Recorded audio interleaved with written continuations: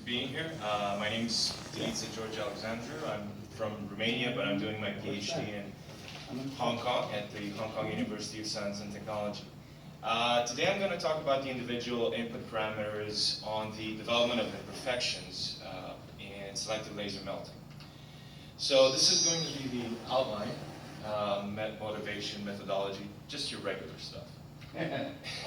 So let's do an introduction. So what is additive manufacturing? What is selective laser melting? Well, additive manufacturing is a method of manufacturing that represents adding material to form a finished part through layer deposition.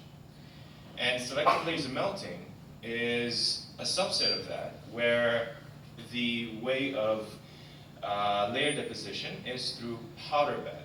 So you have a bed of powder, like you see right here, that is constantly supplied with more powder. And eventually, after layer and layer, you have a finished 3D object. So when you look at selective laser melting, you have to consider several things. You have to look at how the process window influences anything. So you look at the input parameters, and you can have energy input, material volume, and material properties. Those are the basic building blocks that go through the process window. Process window meaning the heating generated by the laser, and then the cooling of said material, which in turn gives you the grain structure. And the grain structure, of course, gives you the mechanical properties. So there's a large amount of adjustable parameters to that you can change to vary the output. Right now, we're not going to look at the material aspect. We're going to look at the artifacts that can occur due to this balance in an imbalance in the input parameters, such as improper melting, balling of molten metal, and surface oxidation. So what are we trying to do? We're trying to understand how each individual parameter affects these artifacts. And so we're trying to deconvolute the effect. And the parameters which we've decided to look into are hatch spacing. Hatch spacing is basically the distance from of one laser path to the next laser path, how closely together they are in relative to the laser spot size. Then we're going to look at scanning speed and then laser power. So as you imagine, most of the parameters are energy input based parameters. So how are we going to do this? Well, what we did was we used Taguchi method of analysis of variation, ANOVA, to check how each individual parameter has an effect on the artifact. And we looked at stainless steel, 304 low carbon stainless steel with a -270 mesh size. For those of you who don't know, that's the grain size of each individual particle. That should be about 30 micron per grain.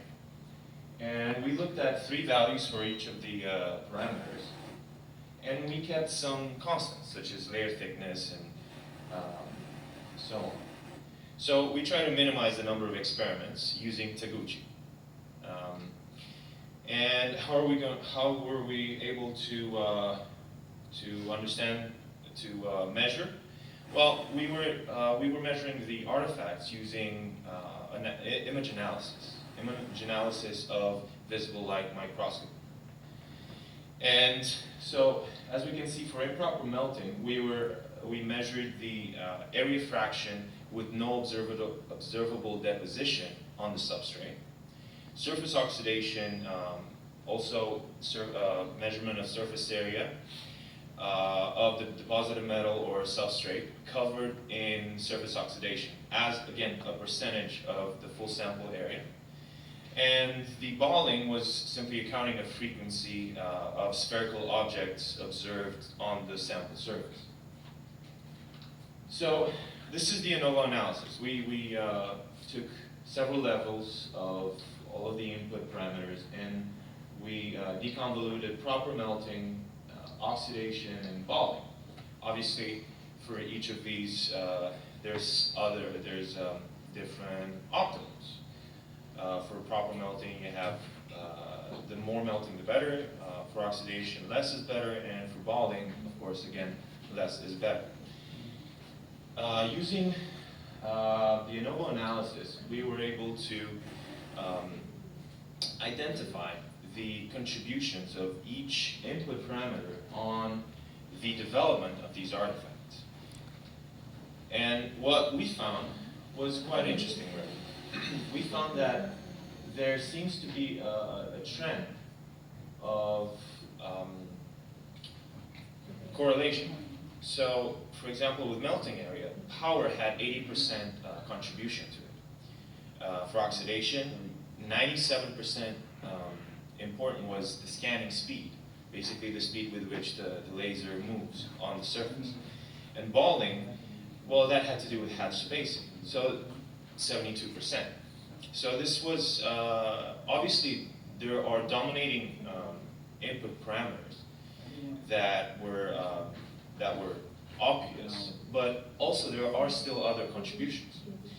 So, because of that, since there remains some convolution of effects, and we thought that we tried to analyze it in a better way. We tried to use volumetric energy density. And we think that that might be a better criteria for that. And why? Because even though there are important contributions for each of the artifacts, there's still other contributions. So volumetric energy density is basically what it sounds like. We have the power over scanning speed, hatch spacing, and layer thickness. And for each material, there's a certain optimum value or a minimum value that needs to be attained. Unfortunately, you can't see properly, but for the present material that we tested, which is stainless steel 304 low carbon, we found that about 240 joule per millimeter cube was the minimum value in order to get proper melting, reduced oxidation, and no balling effect, or reduced balling effect. So that's the optimal eutectic range.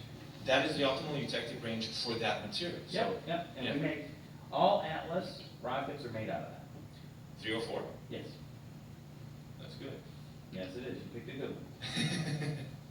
So, in conclusion, like I mentioned before, there are dominant parameters that affect specific artifacts, such as power laser with proper melting, increasing scan speed with oxidation, reducing oxidation, and increasing hatch spacing to reduce balling.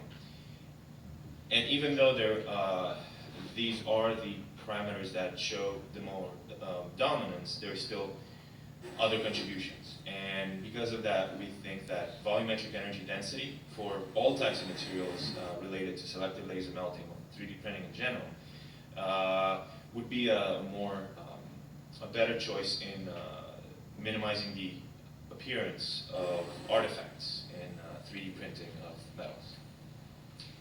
Thank you. Terrific. Now, was that in an inert argon environment? Initially, we were using no inert environment to check how the oxidation is affected by different parameters. So you're just letting oxygen take its course in ambient room Exactly. environment? Eventually, at the beginning. After that, we put in argon environment to further reduce To oxidation. verify optimization. Exactly. Okay. So that's the power input for that 30 microns. Exactly. Okay, great. Now, did you use any others? Did you do aluminum jet? Did you do Not yet. No. titanium jet? We're actually looking to use 5083 aluminum? high-speed steel actually Okay. for automotive and molding processes, yeah. and also titanium 6.4. Mhm. But right now we had to build our own rig, so Yeah. this is the optimization of the rig that we built ourselves. Okay. Your number one market that I see, of course, I told you the Atlas rocket's made out of it. Yeah. Both stages, also the Titan Centaur, Yeah. is made from that. Then also the Parker Aerospace makes our, like in our space station, all the couplings for both environmental and hydraulics, Mhm. we use a huge amount of 304, and they're very intricate little items. So if you ever come up with a 304 sintering machine, and you, not only that, but almost everything in laboratories, fire systems, on all airplanes in the whole world uses that material too. So you picked the golden eye of materials. Well, we saw that 304 wasn't really that explored in literature. In literature, No, but it it's had more used Martin St. everywhere because of its ultimate strength. Yeah. And for those people that, there's, for those people that do space stuff, hello, testing, and 1, 2. I guess I'm first on the hot mic. Okay. Yeah, for anyone that's doing space stuff, like space station stuff, satellites, especially manned space stuff, or even aircraft stuff that's going to higher orbits. NASA has a site, and it's called the Materials and Process Technology Information System. We call it MAPTIS. Now, if you go into a NASA site and you want to know if you can put that material up into outer space, it has to be cleared for basically corrosion and volatility, like outgassing and so on. That material has to be cleared through the NASA MAPTIS site, okay? So if you ever plan on using a material, it has to be cleared through that site. If it doesn't come through there and it doesn't have a grading to it, then if it doesn't have an A grading to it, then NASA will not allow it into space. For instance, many silicons are actually susceptible to organic growth and bacterial growth. Many of them. There's like 2 in the whole world that don't. So beware of silicons for that, for outer space. So anyway, using 304 is a very common for almost all galley environmental connections, couplings, adapters, hydraulic systems, actuation systems, and like I said, the Atlas and Titan Centaur rocket ships are made out of it. So as soon as you make a machine for that, I'd start with a small, within a 10-inch envelope, Yeah, that's what we did. 10 to 6 inches. Yeah. Once you go from there, then you can make rocket ships. But start in the coupling, make a machine for that, and you'll have people lined up at your back door to buy that stuff. So, Yeah, thank you that's- very much. thank George, you. well done. Thank you. Any other questions?